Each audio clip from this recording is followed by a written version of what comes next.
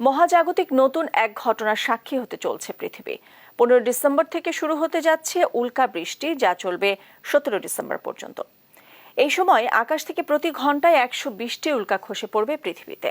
তবে মেঘের বাধা যদি না থাকে, তবে ঘন্টায় 120 থেকে 160টি উল্কাও খসে পড়তে পারে, যার গতিবেগ ঘন্টায় 78,000 মাইল।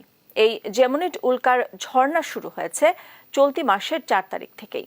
এ সম্পর্কে জ্যোতির্বিজ্ঞানীরা বলছেন, জেমিনিড এসেছে 3200 ফায়থন নামে এক পাথুরে গ্রহাণু থেকে।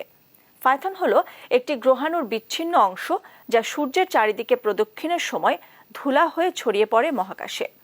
পৃথিবীর অভিকর্ষণ বলের টানে খুব কাছে এসে পড়লে বায়ুমণ্ডলের সঙ্গে সংঘর্ষে আগুন জ্বলে ওঠে। বিস্তারিত প্রতিবেদনে।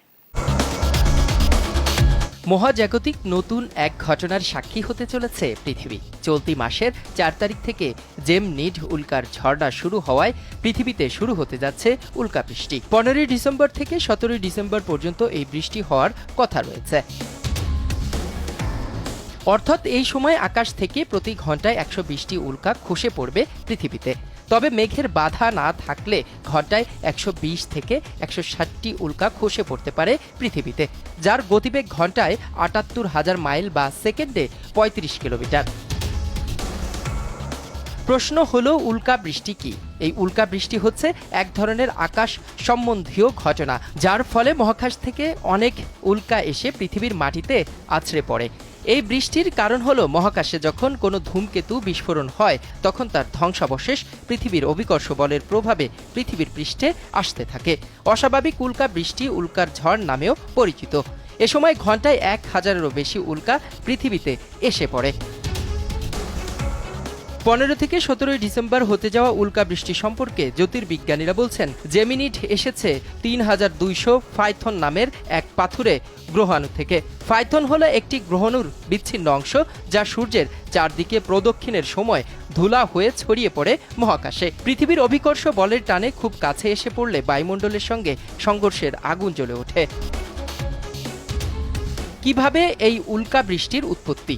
সৌরমণ্ডলের বাইরে প্রায় 350 কোটি কিলোমিটার দূরে বিস্তীর্ণ কুইপার বেল্ট। এই জায়গায় পাথর আর বরফের টুকরে ভরা। এই কুইপার বেল্টের মাধ্যমেই ঘাপটি মেরে লুকিয়ে থাকে ধূমকেতুরা।